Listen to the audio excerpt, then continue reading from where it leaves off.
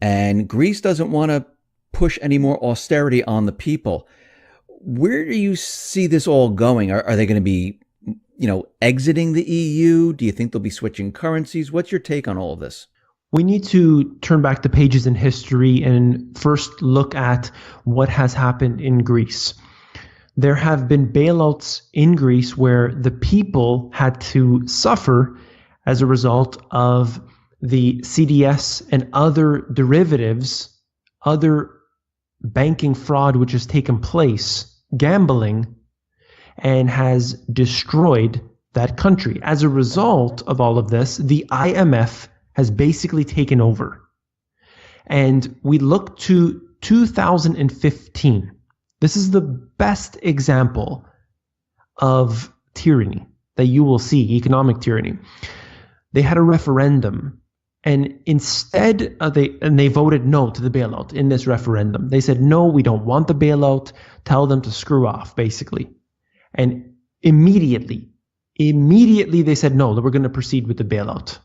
So this is exactly what happens when you look at those in control. You have the IMF, any of the supranational entities, basically. And they will undoubtedly take every measure possible to make sure that they get every one of those precious assets. That's what's happening in Greece. They are being raped and pillaged of everything valuable. And it's not just, bank accounts at risk or anything else. I'm talking about actual assets. I mean, they're selling off airports, islands, companies. Everything is basically at a fire sale price right now. Greece will reject bailouts. They can reject anything, but ultimately the plan goes ahead as normal. That's just the way it is because they're not in control. Their sovereignty, just like every other country basically to a different degree, has lost their sovereignty to these supranational entities, one of them being the IMF. In terms of, the future of Greece, I definitely do see them, I see both sides to it. They should leave the Eurozone right now, and they should go back to their own currency. Of course, that would cause major havoc. They can't do that right away without having something bad happening. There's a recent economist who basically suggested that they would use the US dollar temporarily. I don't know if they can necessarily do that, but ultimately there's going to be some short-term pain if they do leave. The reason I don't think that would happen is simply because they were put into the Eurozone knowing they couldn't handle it. There's no way they would be able to get their debt down. There was no way they would be able to control any of these, restrictions that the EU has in place. It's just not possible. But they brought them in anyway. Why? Because they want them to be part of this global governance package. And that right there is the ultimate goal, to get everyone under control of the hands of the few. That's what I see for Greece. So you don't think they're going to be able to meet that 3.5% GDP mark where they're saying, oh yeah, Greece is improving right now? I mean, do you see Greece improving at all? Absolutely not. Yeah, they're just stuck in debt. And even if they take on more debt, it doesn't really help anyone. It doesn't help the people at all, does it? It's a self-fulfilling prophecy because it's constantly being put into more debt. Greece is constantly being put into more debt, and this is all as a result of what? Too much debt. It's really silly, to see it when you look at it from the outside, but ultimately this is the plan. They're doing the same thing in Spain, they're doing the same thing in Italy, they're doing the same thing in Portugal. All over the world they do it, and it's very successful for those in control because you punish the countries, you make people poor, you increase unemployment, and people get desperate. As a result, they have to start selling off their assets. This is the way that you transfer wealth from the middle class and the poor to the wealthy. It's been working for so long now, and they're just continuing this process. Now, you mentioned some of the other EU countries like France and Italy, and what we're seeing is that there's a movement right now to get away from the EU? We know that the UK already had a referendum. We see France is moving down that path with Marine Le Pen. She says, if she's elected, we're going to have a Frexit. And we see it in Italy. So from all of this happening right now, and all these countries saying, something, we've been in the EU, it has not helped us at all. Actually, unemployment's very high. We're in a lot of debt. From all of this happening right now, if all these countries start to leave, do you see the EU collapsing? I do believe it is collapsing right now. I think that you can't hold together an EU with basically Germany at the helm. It's just not going to work. You can't have one country doing well and the rest of them basically all fading away and have this be supported. It just doesn't work. The only thing that I do see is that the countries may fall away, but then actually it will snowball into something even bigger, even worse. That's what really concerns me. Now, the whole Brexit thing is very positive. I mean, the fact that they could leave the Eurozone would be excellent. It would be a great thing. I'm not sure if it's actually going to end up happening. We've seen the beginning of the talks start to occur, but they're already suggesting that they're going to have to pay a lot of money, and that, of course, isn't going to go over too well. It's going to be a lot of back and forth with it. I think the Eurozone is basically all of the countries are all hurting in one way or another. We can see what's happening with the whole migrant crisis. It's causing a big burden. And there's also, the safety and security issues that are being escalating seemingly every single day. I don't know how it can survive. I mean, if I just think of it logically and sort of on paper, then no, it's going to fall. The EU itself will no longer be there, let's say 10, 20 years down the road. But the only way that the powers that be would let this happen is if they have that solution already prepared. I don't know what that is. My thinking has been always, I even talk about in my new book, that, in the end, you will have a new monetary system, and that would allow them to have even more collaboration and consolidation of power. They haven't really been speaking about that too much, specifically in the euro. I mean, you have things like the ESM, and that's sort of meant to take power away from the specific nations. And I just haven't seen something really on a bigger scale than the EU. So I'm a little stepping back a little bit and just trying to see it as it happens. Yeah, and we could see that with all this debt and with all this unemployment, with negative interest rates, it looks like everything is primed to dump whatever currencies we have now and move into a completely different system. That's what it looks like to me. It looks like we reached the point where we can't go any further right now. And people are waking up right now and seeing that, something, they've had their chance, and the economies of the world and the people's lives of the world, it hasn't improved at all. It's actually gotten worse under this model. And when we look at the United States and we look at the economy here, I know in the United States that we've been kept under this illusion that everything is fine. And Donald Trump came out when he was having a press conference saying that, yes, he inherited a mess. The economy is a mess. He went on to say the Middle East is a mess. When you look at the economy, what do you see? Do you see a strong, vibrant economy, or do you see the economy deteriorating, falling apart? I see a rotting carcass, and it's simply, it's trying to present itself as if everything's okay. And and I'm sure most of your viewers know, when you are out of the workforce for 1 year, you are then wiped off the statistics. I mean, that's the silliest thing I've ever heard. And you look at the civilian labor force participation rate, which shows consistently over these years, it's just been declining. There are less people employed now than there were decades ago. It doesn't make any sense when you look at it.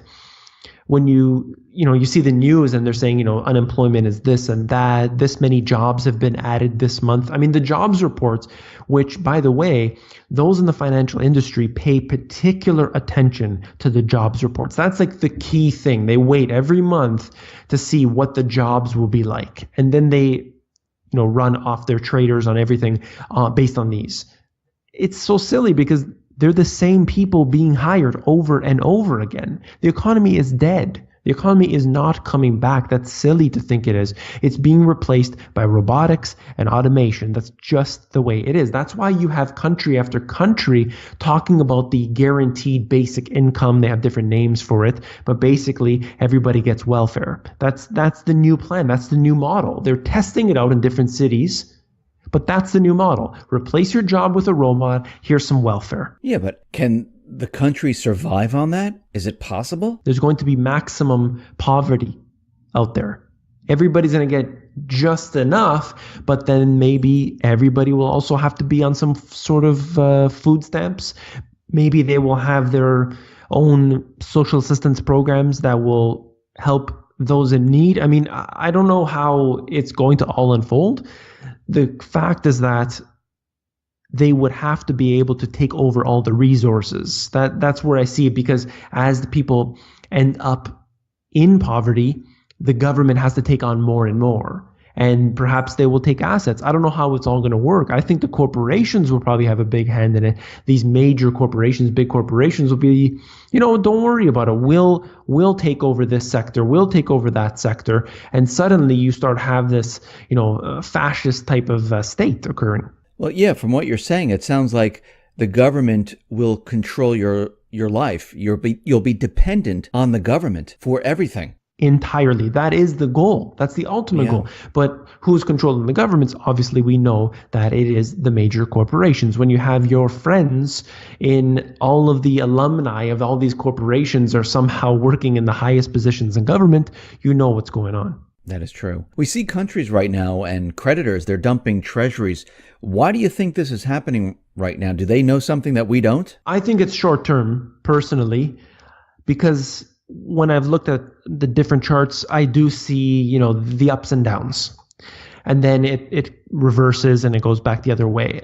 If it is going to continue on a grand scale, we're in for one heck of a ride.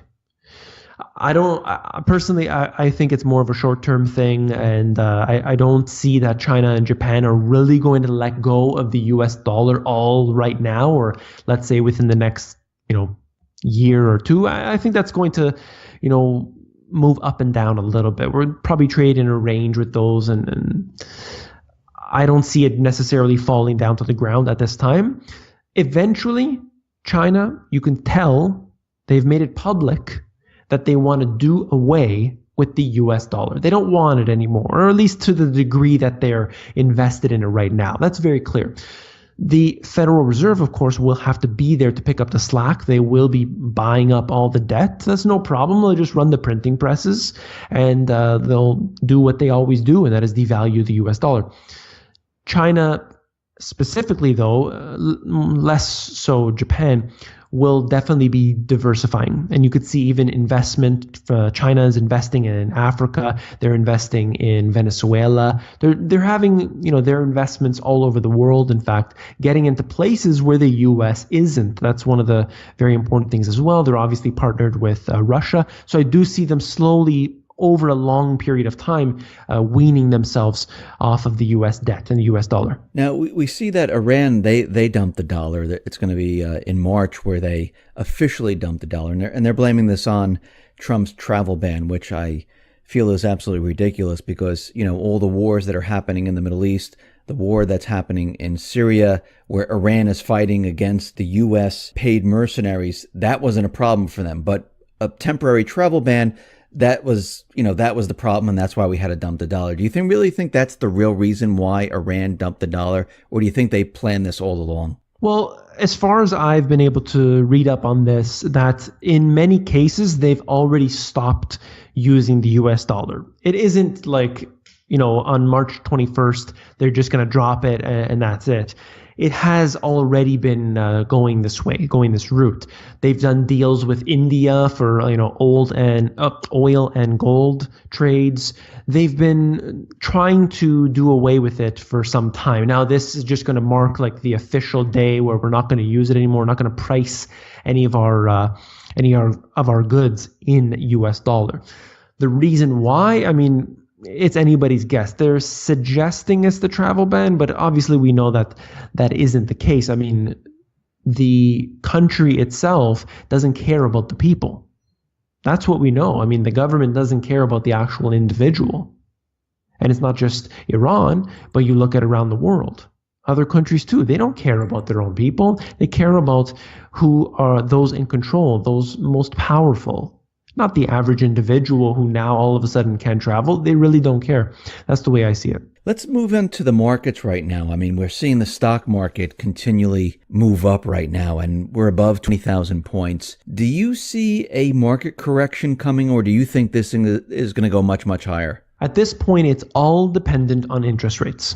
If interest rates rise too high, and it doesn't take much, then I think that we will definitely have a correction. I mean, the stock market is actually at this point right now, historically speaking, overdue for a normal cycle, normal pattern of bull and bear market. We are supposed to be heading into a crash at some point, not even, what I call the global economic collapse. Not even that, just a normal market correction should be occurring. But of course, it can always be supported with QE. If they're really adamant to increase interest rates, which I don't think they're going to go that strong on this anyway. I mean, if the last few years or decade even have been any sign, we know specifically that they're going to continue to go slow. But once it gets to a certain point, the national debt becomes unpayable. And I mean, it already is anyway. And then you look at everything else which has surfaced over these years. I mean, you can't possibly fix this. The only solution is to print. And they have to engage in QE4 at some point in the near future. I'm sure under the table they're doing this anyway. But I'm talking about right in our face, QE4, let's get the printing presses going, let's get the quote-unquote economy going. Although we know that printing money, handing it to banks so that the CEO can buy a new penthouse somewhere isn't exactly the best way to get the economy going, but this is what they do. They do it every time, and this is not going to be any different. Look to interest rates to determine the stock market ups and downs. Now, Janet Yellen, she was testifying on Capitol Hill, and she said something very interesting because, when Obama left office, he said, I'm handing a strong economy off to Trump. And of course, Trump came out today, and we just discussed it, that, he inherited a complete mess. And Janet Yellen, all of a sudden, after telling us over the last many years that the economy is getting stronger, better, it looks good, all of a sudden she's saying that she's disappointed in the economy, that the economy is weakening, and if things should start to rapidly fall apart, don't blame the Fed. I mean, what do you make of this? I mean, but what was it, like maybe 6 weeks ago, she was out there saying that the economy, was doing pretty darn good. And now all of a sudden it's weakening, it's disappointing, and if things go wrong, don't blame us. What do you make of this? I find it's really silly when you see back and forth between the central bank and the government. You always see this back and forth. They say, okay, it's you have to do your stimulus, or you have to do your money printing. It's you guys. And then they turn around and say, look, it's their fault why the economy is not going. They're the ones that have to deal with it. They just fight back and forth. They bicker and try to blame each other. It's all about this silly finger pointing game that they play. The economy is dead because of intervention. That's the reason why, because they continuously try to do these crazy experiments. Even Rothschild just came out. It was this week. He said this is the biggest experiment they've ever done right now with all the quantitative easing and the interest rates and everything else. And what I would say is that the more they intervene, the worse it will get. Janet Yellen is just a mouthpiece for those really in control. She's just doing what she has to do. She gets up there, she gives a little speech. Janet Yellen, before becoming the chair, said I'll paraphrase her, if it were positive to take interest rates into the negative territory, I would vote for that. I mean, this is how crazy these people are, that they're willing to destroy the currency of their own country. That's how you know these people don't work for the people, for the general public. So the economy, they don't care about it. It's not going to get any better. Because if they really wanted to, they would step back. 1920, there was a depression. Not 1929, but 1920. There was a depression where the market collapsed significantly. But the Federal Reserve, in their infancy, they didn't react to it. And what happened? Within a year and a half, everything was booming yet again. And then we brought ourselves into the roaring 20s. And then, of course, you know what happened. There was a lot of intervention at that point. But they stepped back. They didn't do anything. They cut federal spending, if I'm not mistaken, by 60%. This is what needs to happen. You need to step back. They need to cut, but they can't do that now because if you reform entitlements, you are going to have mass upheaval. You're going to have civil unrest and riots like you have never seen before. Well, don't you think that's actually coming no matter what? I mean, yes, people say that they can keep the economy going forever, but from experience and from history, you can see that nothing lasts forever. At one point, one time, sometime in the future, the entire system's going to fall apart, even with universal basic income, because when people aren't out there working, when people aren't spending money, I mean, it's just not going to be enough. Getting your $500, $600 or whatever it is a month, it will not be enough for people because I mean, what we're seeing right now is inflation is creeping up at this point, and the dollar is continually losing value. And there's no way that this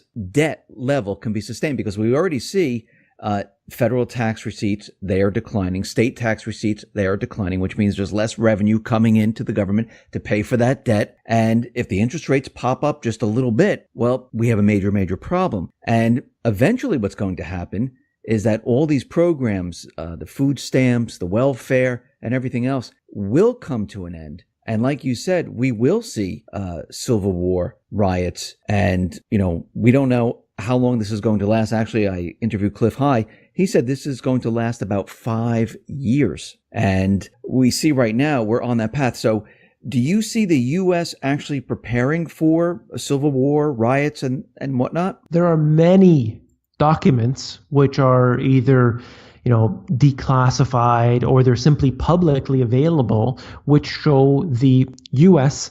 has been making preparations to engage in preparations for the prevention or the dealing with civil war on U.S. soil. There have been numerous occasions where you have black helicopters flying low overhead in major cities, starting to freak people out. There's explosions going off, guns are being shot. People freak out. They don't know what the heck is going on. They call the police. They're just fearful. They don't know what's happening. And, they find out later on, sorry, yeah, that was just a test we were running. This happens so often in all these different cities.